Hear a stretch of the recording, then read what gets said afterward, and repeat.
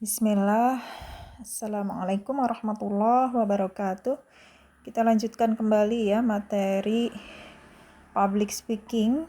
Ya, di sini kita memakai buku ini dan ini daftar isinya bisa dilihat ya. Nanti ada poin-poinnya. Nomor penomorannya nanti ada yang nomor 1 yaitu judulnya berbicara dengan baik meski lutut gemetar.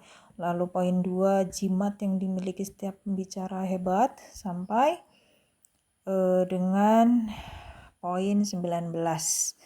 Seperti itu ya. Lalu tambahannya di situ tips tampil keren sebagai pembicara virtual karena udah zaman medsos. Ya, kita lanjutkan ya biar cepat. Yaitu kemarin sudah sampai yang halaman ini ya. Jadi total halamannya setelah saya rangkum adalah 1, 2, 3, 4, 5 halaman ya. Ini untuk ngajar anak saya, tapi nggak apa-apa, saya berbagi ilmu ya. Saya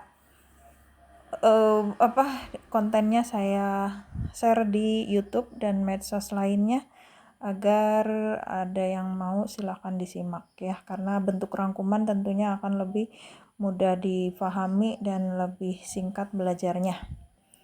Ya, kemarin kita sudah sampai sini, yaitu sampai poin 7 poin shout bicara ya, yaitu berpura-pura percaya diri sampai ini nih, jelaskan poin-poin penting ya, sampai poin nomor 5 ya. Jelaskan poin-poin penting di awal kajian agar audiens lebih mudah mengikuti. Kita sampai sini sekarang ya. Ya, jelaskan poin-poin penting di awal kajian agar audiens lebih mudah mengikuti. Jadi misalnya tadi ya saya jelaskan ada ternyata 19 poin penting yang ada di buku ini gitu ya. Jadi ada gambaran untuk audiens dalam mengikuti materi tentunya ya. Ada ringkasan di awal dulu, nggak apa-apa, poin-poin pentingnya. Lalu berikutnya nomor 6 adalah ya, nomor 6 di sini adalah manfaatkan, ini masih poin tentang ini ya, 7 poin bicara gitu ya. Ya, berikutnya nomor 6 adalah manfaatkan proyektor. Ya, tentunya ya PowerPoint gitu kan. Pakai PowerPoint lebih mudah difahami dan lebih jelas. Lalu nomor 7 atur suara ya. Atur suara. Suara itu ada jelas, sedang, intonasi jangan monoton ya. Ya, intonasi jangan monoton, kadang tinggi, kadang rendah, harusnya gitu ya. Intonasinya, kadang suaranya tinggi, kadang suaranya rendah, ya itu adalah penekanan kata gitu ya. Yang penting kita tekan katanya dengan suara tinggi misalnya. Dan suaranya jelas, a i u e o-nya ya, vokalnya itu harus jelas, jangan kayak orang gumam atau ngrenyem kalau dalam bahasa Jawa ya. Lalu berikutnya untuk penekanan tema atau kata ya, agar audiens tidak bosan tentunya ya kalau kita tekan-tekan di kalimat, di kata tertentu. Berikutnya adalah mana nih? Maju saja dengan keberanian ya. Maju saja dengan keberanian dan sedikit kenekatan. Ya, harus nekat ya kalau public speaking itu. Lalu ingat semua persiapan sudah Anda lakukan ya, karena kita harus berani, harus nekat, karena kalau persiapan kita sudah benar-benar kita lakukan ya. Jadi apalagi yang nggak pede gitu, apalagi yang bikin nggak pede gitu kan, kalau persiapannya sudah matang dengan sebaik-baiknya ya. Tidak ada yang perlu dikhawatirkan kalau memang sudah persiapan ya. Lalu berikutnya tipe-tipe audiens sekarang ya, ke atas ini. Tipe-tipe audiens yaitu tipe domba pendiam ya. Jadi ada audiens yang tipenya diam, ada yang suka nanya gitu kan. Nah, ini tipe domba adalah tipe diam, maka ice breakingnya diajak diskusi. Ice breaking itu istirahatnya ya setiap 20 menit materi itu kita harusnya ada ice breaking namanya ya. Jadi misalnya diajak diskusi atau ada yang bertanya gitu ya. Lalu nomor 2, tipe jagoan, yaitu hotshot di sini. Yaitu apa? Aktif bertanya ya. Tipe jagoan itu audiens tersebut aktif bertanya dan mencari jawaban ya, dan sering mencari jawaban gitu kan. Negatifnya dari audiens tipe seperti ini adalah akan mengkritik jika ada yang kurang ya, kan ada ya seperti itu tipe audiens. Lalu nomor 3, tipe badut, yaitu suka interaksi sosial ya. Lalu celetukan lucu ya, ada juga ya seperti itu tipenya. Rajin tanya. Negatifnya apa? Biasanya akan membuang waktu banyak karena melucu melulu gitu ya, humor terus. Lalu nomor 4, tipe penembak jitu atau sniper, yaitu tipe kritis ya. Ada yang kritis ya. Kalau nanya itu kritis, terus pada sesi tanya jawab kadang cari kebenaran atau malah ngetes pembicara ya. Caranya yaitu kasih humor berkelas ya untuk tipe yang seperti ini, dan pujilah pertanyaannya ya. Jadi kalau tipe kritis itu dipuji pertanyaannya akan membuat mereka bahagia gitu. Lalu nomor 5 yaitu tipe dingin atau snowman, yaitu mendengarkan saja ya. Jadi solusinya maka bisa ajukan pertanyaan ke audiens tersebut ya, yang tipe seperti ini. Nomor 6, tipe menggerutu ya. Tipe paling jelek dia suka lesu ya kalau di acara, atau suka berkerut ya, itu namanya tipe penggerutu. Nomor 7, tipe audiens lebih pintar dari pembicara ya. Audiens lebih pintar dari pembicara, kadang jawaban pertama kadang jawaban dia jawab juga ya. Tipe panelis ya, tipe panelis di sini. Ya, ini adalah tipe-tipe audiens ya, ada 7. Lalu berikutnya ya kita harus mengenali ya, ternyata audiens itu banyak tipenya. Makanya ada juga yang suka humor gitu kan, suka nyeletuk ya, karena ada tipe-tipe sampai 7 ini. Lalu berikutnya memulai dengan kuat ya. Ya, ini kita kembali lagi ke public speaking ya. Memulai dengan kuat yaitu 30 detik pertama di perhatian pertama ya. Jadi memulai acara ya, membuka acara itu di 30 detik pertama itu harus bagus gitu ya. Nah, di sini pembukaan dengan baik gitu. Misalnya dengan pantun ya. Ya, 10 menit bertahan ya, audien itu akan bertahan 10 menit ya, dan naik lagi di 10 menit akhir. Jadi seperti itu ya tipe kita ya, di dalam mendengarkan pembicara itu 10 menit pertama doang bertahannya. Nanti habis 10 menit itu udah mulai ada yang ngobrol, ada yang ngantuk ya, dan sebagainya. Ada yang main HP. Nah, lalu naik lagi di 10 menit akhir acara gitu ya, karena penutupan ya, senang mau pulang. Lalu otak juga bisa tertarik pada tema-tema emosional gitu ya. Otak juga bisa tertarik pada tema-tema emosional. Ya, ini jadi harus menarik audiens di 30 detik pertama, lalu 10 menit. Kita harus tahu 10 menit pertama itu audiens akan konsentrasi, setelahnya nggak konsen gitu ya. Dan di akhir juga seperti itu. Lalu 3 teknik ya. 3 teknik lagi ya pembukaan untuk public speaking. Ya, karena 3 teknik sebelumnya sudah dibahas di bab sebelumnya. Yaitu 1 dengan humor ya. Yaitu humornya berkaitan dengan topik atau yang relevan.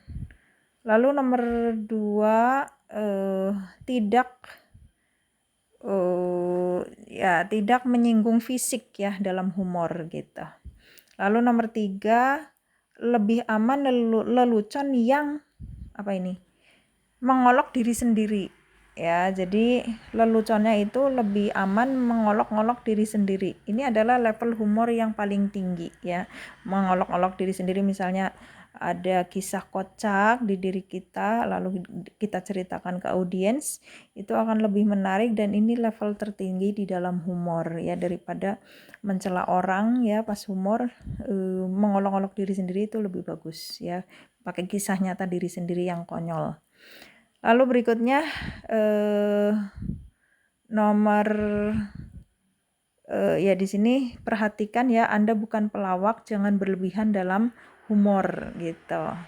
Lalu nomor 6, berlatih lelucon ya. Kadang lelucon juga kadang harus dilatih ya. Di depan cermin misalnya melucunya ya, dilatih dulu kalau yang memang nggak bakat ngelucu gitu. Lalu berikutnya tema lelucon itu yang belum banyak didengar tentunya ya. Jangan yang sering terdengar oleh mereka. Ya jadi nggak lucu lagi nanti. Lalu nomor 7, jangan memaksakan diri ya.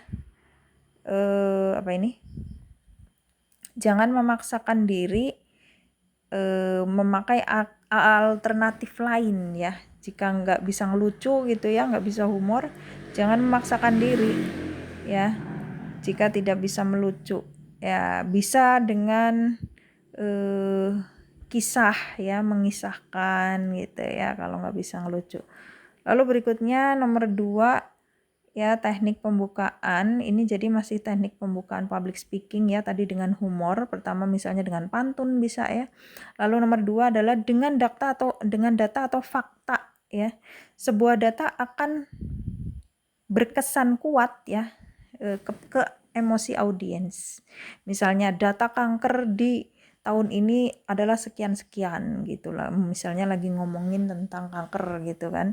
Pakai data ya, akan audiens akan tercengang gitu ya dengan data, otomatis jadi konsen ya, memicu konsentrasi mereka, atau mereka menjadi tertarik dengan apa yang akan kita sampaikan. Nomor 3, dengan menyampaikan manfaat ya. Dengan menyampaikan manfaat ya, ini yang cara ketiga ya. Dengan menyampaikan manfaat, menjabarkan manfaat tema ya. Jadi penting didengarkan. Ya, jadi ini cara ketiga untuk menarik audiens biar tertarik dengan tema yang akan kita bahas gitu ya. Yaitu dengan cara yang pertama tadi dengan humor, yang kedua dengan data atau fakta, misalnya data kanker gitu ya. Lalu yang ketiga adalah menjabarkan manfaat dari tema yang akan dibahas. Ya, ini adalah kita lanjutkan ya ke berikutnya, halaman ini.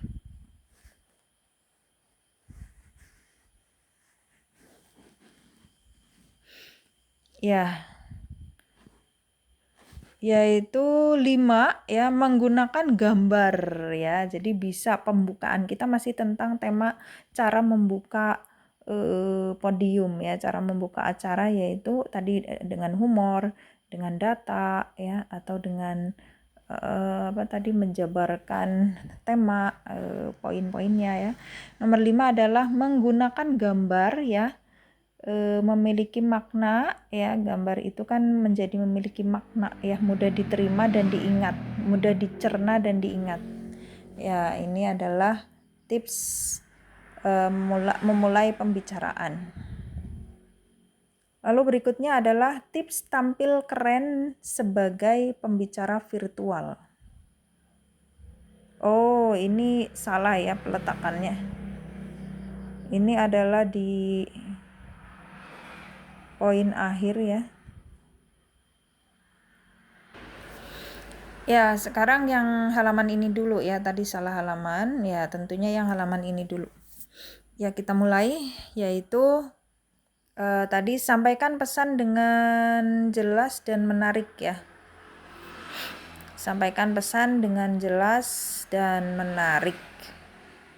Ya, ini udah masuk ke isi ya, cara menyampaikan isi dari tema yang dibahas. 3 hal penting presentasi, yaitu siapa si pembicara ya. Jadi di sini pentingnya membacakan CV ya, kurikulum vitae pembicara agar lebih menarik ke audiens. Misalnya gelarnya banyak, lulus pengalaman ini banyak, pengalaman di bidang tema itu banyak gitu ya, akan lebih membuat percaya audiens. Lalu nomor 2 yaitu jadi jika pembicaranya nggak terkenal tentunya ya, kalau udah terkenal ya nggak pakai CV juga udah orang-orang audien akan tertarik. Tapi kalau bagi yang belum terkenal pembicara tersebut, maka bisa dengan menyampaikan pembawa acara membacakan CV-nya gitu, agar acara lebih menarik audien. Nomor 2, bagaimana ia menyampaikan pesannya ya. Lalu nomor 3, apa isi pesannya? Ya, jadi A di sini jelas dan menarik ya. Tentunya dalam menyampaikan itu harus jelas ya, kata-katanya juga jelas dan menarik. Lalu C di sini isi baca di bagian persiapan sudah di bab sebelumnya. Ya, pilihlah pesan yang kuat dan memancing manfaat bagi audiens. Ya, pesannya harus kuat gitu. Jadi ini di bagian isi itu sudah dibahas di pembahasan sebelumnya, jadi nggak dibahas lagi gitu maksudnya. Nah, terus di sini pilihlah pesan yang kuat gitu. Lalu berikutnya, jika punya ketiganya, yaitu punya CV-nya bagus, terus cara menyampaikan pesannya bagus gitu kan, lalu isi pesannya juga bagus. Nah, maka ini adalah 3 hal penting presentasi yang akan membuat sukses presentasi tersebut. Berikutnya, jika punya ketiganya maka sukses gitu ya. Tadi apa? CV-nya bagus, cara menyampaikannya bagus, isi presentasinya juga bagus. Ya, sekarang adalah jelaskan seolah kita ngajarin anak SMP SMU ya, jadi harus jelas gitu ya, pelan-pelan menjelaskannya, jangan cepet-cepet ya, jadi kayak kita sedang menjelaskan ke anak atau ke murid. Ya, berikutnya ini adalah maksud dari poin nomor 1, yaitu tunjukkan hal-hal yang menakjubkan dengan sederhana dan jelas, karena yaitu tadi ya, karena seolah-olah kita sedang mengajari anak SMP gitu. Lalu nomor 2, tinggalkan istilah sulit. Ya, jadi istilah-istilah itu jangan malah pengen kelihatan keren akhirnya pakai kosakata yang rumit ya, istilah-istilah sulit yang susah dicerna oleh audiens. Jadi kita lihat juga audiensnya ya, kalau audiensnya orang awam bukan orang berpendidikan, tentunya jangan memakai istilah-istilah yang sulit, karena bukan untuk pamer kepintaran ya, mempresentasikannya gitu kan, tapi untuk agar audien paham gitu kan ya, tapi agar yang hadir paham. Nomor 3, kuatkan pesan dengan cerita, data, atau alat penguat ya. Bisa cerita, pujian ya, memuji audien, bisa dengan data, analisis, analogi, atau contoh kasus ya. Jadi lebih bagus lagi ada contoh kasus gitu dalam menyampaikan tema. Nomor 4, jaga kontak mata ya. Jika perlu lepas kacamata kalau malu ya, kalau gugup ya bisa presentasinya dengan lepas kacamata, jadi pura-pura melihat audien padahal nggak lihat biar kita nggak grogi gitu kan saat menyampaikan. Nah, jadi ini perlu diperhatikan, jaga kontak mata dengan audien ya, jangan sampai melihat ke luar audien gitu. Itu namanya nggak respect ke audien atau nggak perhatian atau tidak menghargai audien ya, kalau nggak melihat audien gitu. Ya, lalu berikutnya nomor 5 ya. Perhatikan kualitas suara. Ya, perhatikan kualitas suara ya. Lalu nomor 1 di sini ya, jadi perhatikan kualitas suara di sini ada 3 poin penting. Yang pertama adalah dengan melatih pernafasan ya, biar nggak gugup ya. Sedangkan latihan pernapasan itu ada 3 macam, ada pernapasan dada, diafragma, dan pernapasan perut. Nah, gimana? Ya, tarik nafas, duduk ya, duduk tegak dan santai. Lalu tarik nafas kita melalui hidung ya. Lalu masukkan ke perut gitu kan nafasnya, dan dada nanti akan membesar gitu. Nah, tahan sampai tahap pertama itu 5 detik gitu. Lalu hembuskan dari mulut ya sampai berdesis mulutnya saat mengembuskan. Ya, itu tahap pertama. Nanti tahap kedua yaitu 10 detik ya menahan nafasnya. Lalu nomor 3 yaitu 15 detik. Ya, step by step ya di dalam latihan pernapasan agar kuat nafasnya, nggak terengah-engah saat menjelaskan tema gitu. Lalu berikutnya nomor 2, latih artikulasi ya. Artikulasi itu kata-katanya jelas. Ya, ini penting ya, dari A, I, U, E, O-nya. Dan tentunya jangan cepat-cepat di dalam menjelaskan. Ini saya agak cepat karena biar waktunya nggak terlalu banyak menyita waktu. Nanti bisa dilambatin kalau di YouTube ya, dalam menyimak kan bisa dilambatin, bisa dicepetin. Kalau merasa terlalu lambat penjelasan saya bisa dicepetin di YouTube. Kalau terlalu cepat bisa dilambatin ya. Jadi saya memang agak menjelaskan agak lebih cepat ya. Ini biar menitnya sedikit. Ya, latih artikulasi itu A, I, U, E, O-nya harus jelas ya. Jangan sampai kayak orang grenyem atau bergumam, tapi harus jelas gitu. Lalu nomor 3, dengan nada rendah ke tinggi.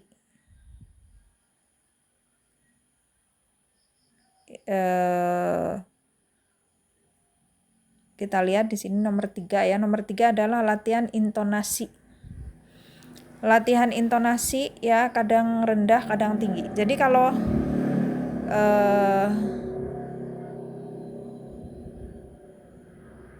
ya di sini buat kontak mata dengan audien ya tadi ya. Jadi kalau intonasi itu tentang kadang rendah, kadang tinggi suaranya. Itu artikulasi ya, maaf. Artikulasi itu kadang nadanya itu rendah, kadang suara kita tinggi. Ya, jadi kalau penekanan pada suatu kata yang tinggi ya, ditekan tinggi suaranya, maka ini masuk latihan artikulasi. Sedangkan intonasi ya kita lihat di sini nomor 2, latih artikulasi atau posisi badan. Ya, artikulasi itu posisi badan ya, posisi badan, posisi mulut ya. Artikulasi yaitu cara mengucapkan kata dengan jelas ya. Jadi artikulasi adalah cara mengucapkan kata dengan jelas. Ya, artikulasi di sini tadi adalah tentang posisi badan ya. Jadi badan itu selalu tegak saat duduk maupun berdiri ya, jangan sandaran. Jadi kesannya itu meremehkan audien kalau sandaran. Lalu pastikan kaki ya di sini tulang punggung lurus ya, tulang punggung lurus saat duduk maupun saat berdiri. Pastikan kaki berdiri kukuh ya, usahakan ada jarak antara kaki satu dengan lainnya. Jangan dirapetin kakinya ya, ada jarak gitu. Jadi kaki berdiri kukuh ya saat berdiri tentunya. Kepala tegak ya, tapi jangan dongak gitu ya. Kalau dongak kan jadi kelihatan sombong. Tapi di sini kepala tegak dengan pandangan ke depan gitu. Dada terangkat atau membusung. Ya, ini adalah posisi badannya ya, harus tegak tapi santai gitu. Tegak tapi santai. Ya. B yaitu posisi mulut sekarang. Ini masih tentang artikulasi ya. Ya, jadi posisi mulut jangan menggumam. Jadi vokal A, I, U, E, O-nya harus jelas. Ya, ini masuk di artikulasi. Nah, ini adalah poin tentang artikulasi. Artikulasi adalah posisi badannya dan juga pengucapan vokalnya ya. Sedangkan nomor 3 adalah latihan intonasi sekarang ya, ini nih ya. Latihan intonasi.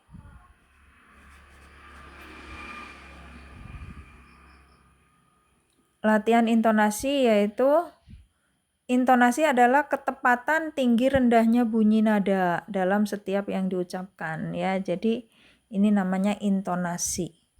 Kalau artikulasi tadi adalah posisi badan dan mulut A, I, U, E, O-nya, sedangkan intonasi adalah tinggi rendahnya suara kita atau nada suara kita dalam mengucapkan gitu.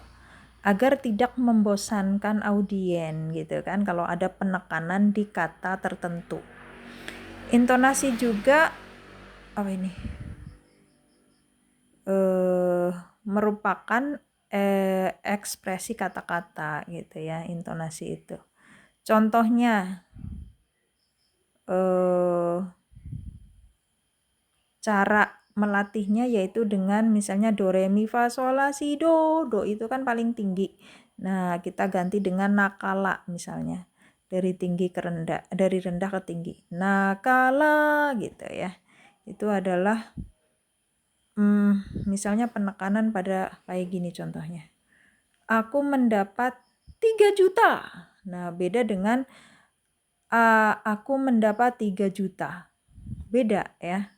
Tapi kalau kita ngomong 3 jutanya ditekan, audien akan tercengang atau audien akan tertarik ya mendengarkan kita gitu maksudnya.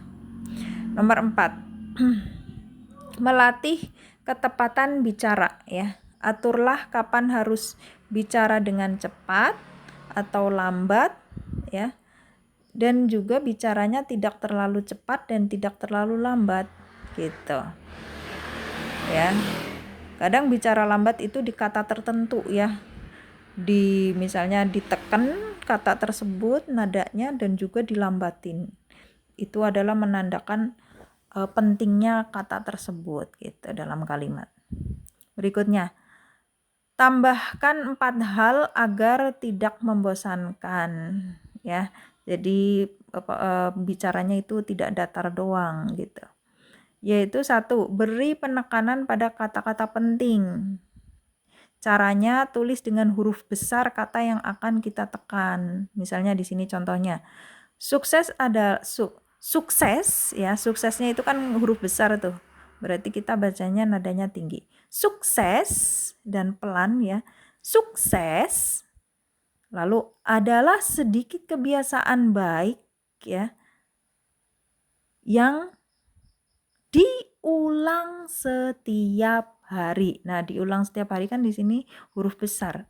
Jadi diperlambat dan ditekan atau ditinggikan nadanya. Ya, jadi sukses ditinggikan nadanya, lalu diulang setiap hari ditinggikan nadanya.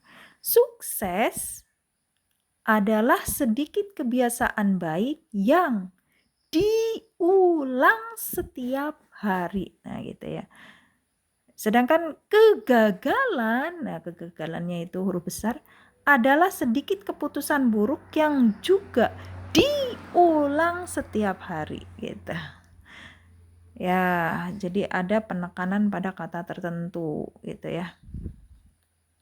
Lalu berikutnya nomor 2 adalah tinggalkan kekakuan.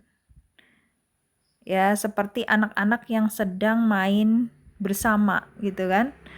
Anak-anak kalau lagi main bersama kan kadang nadanya rendah, kadang nadanya tinggi, nggak kaku ngomongnya karena mereka lagi main gitu kan. Ya harusnya berlatih seperti itu ya, seperti anak-anak yang sedang lagi main. Ya kadang mereka teriak, ada yang teriak untuk penekanan suatu kata gitu kan. Mereka ekspresi alami ya, jadi ekspresi alami intinya jangan jaim ya, jadi pembicara itu jangan jaga image gitu. Jadi seperti anak kecil yang lagi main gitu kan. Intonasinya kadang nada tinggi, kadang rendah gitu. Tapi alami gitu ya. Berikutnya, atur kecepatan pada kata-kata penting.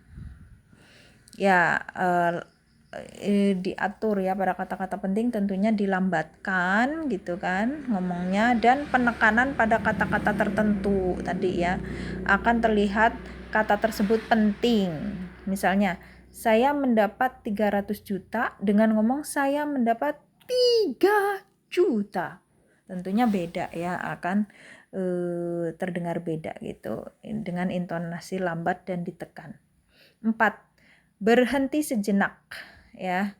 Jadi misalnya kalau khotib ya, kalau lagi bacain Al-Quran itu biasanya berhenti sejenak setelah bacain maknanya juga ya, makna Al-Quran tersebut, agar jamaah berpikir untuk merenung ya. Sedangkan di sini seorang komika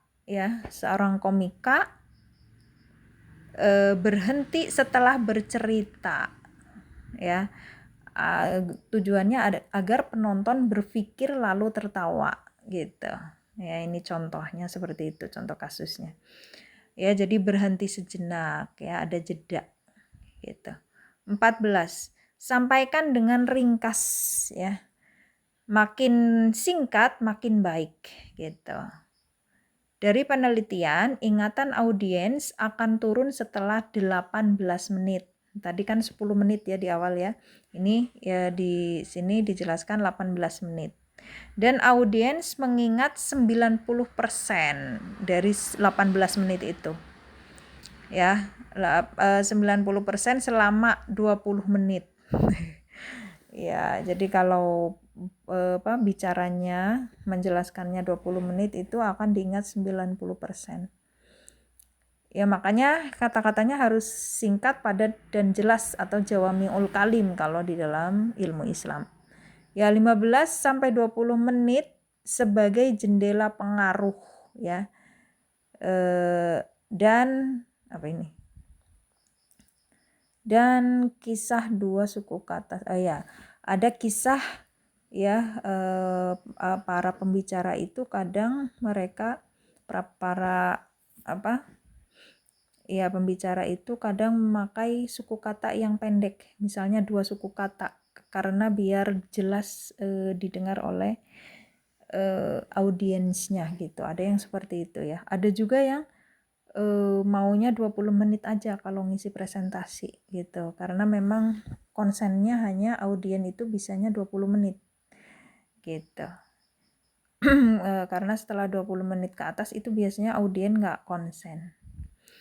Jika waktu banyak, maka buat variasi setiap 20 menit ya. Lalu selipi dengan tanya jawab gitu. Setelah 20 menit biar audiensnya nggak ngantuk, kasih diselipi tanya jawab atau humor gitu ya. Atau permainan nanti ya, seperti itu. Atau yel-yel juga bisa. Seharusnya berbicara dengan satu orang itu sama seperti kita berbicara dengan 1000 orang. Jadi kalau kita berbicara dengan satu orang kan biasanya jelas ya, jelas mudah dipahami oleh lawan bicara kita. Harusnya seperti itu walaupun orangnya 1000 orang gitu. Kalau perlu satu persatu orang dengan kontak mata ya, jadi dilihatin satu persatu orangnya dengan kontak mata kita sebagai pembicara ya, agar mudah difahami oleh audien. Atau bisa memandang yang duduk paling belakang ya, misalnya kalau grogi memandang audiennya, bisa memandang lurus ke depan tapi ke yang paling belakang yang dilihat. Tentunya kita juga nggak terlalu jelas ya, biar nggak grogi, seolah memandang seluruh audien gitu. Kalau kita memandangnya lurus ke depan, seolah-olah memandang seluruh audien daripada gugup memandang yang barisan depan gitu ya. Kalau tipenya tipe gugup. Lalu latihan dasar pernapasan tadi udah ya. Tarik napas ke perut, dada terbuka lebar tadi udah step by step yaitu 5, 10 sampai 15 detik menahan nafasnya. Duduk tegak tapi rileks tadi ya. Ya ini sebenarnya dari sini ke sini nih penjelasannya. Makanya ini ada garisnya ya. Ya saya lupa. Ya hembuskan ya dari mulut berdesis. Diulang sehingga nafas kuat dan tidak terengah saat bicara depan umum. Ya berikutnya adalah nomor 15. Begini cara mengoptimalkan bahasa tubuh. Mereka yang punya bahasa tubuh bagus memiliki kemampuan memimpin gitu ya. Bahasa tubuhnya harus bagus. Terlihat percaya diri, menarik dan dapat dipercaya. Ya, dan dapat dipercaya. Mana tadi? Ya, ini dapat dipercaya ya. Manfaatnya ya. Manfaatnya akan memperkuat kata yang kita ucapkan. Ya, bahasa tubuh itu manfaatnya akan memperkuat kata yang kita ucapkan. Nomor 2, bahasa tubuh mencerminkan perasaan. Ya, ini manfaat dari kita pakai bahasa tubuh ya. Apakah kita lagi gugup atau bersemangat atau lagi bad mood ya. Jadi bahasa tubuh itu akan memperlihatkan keadaan si pembicara.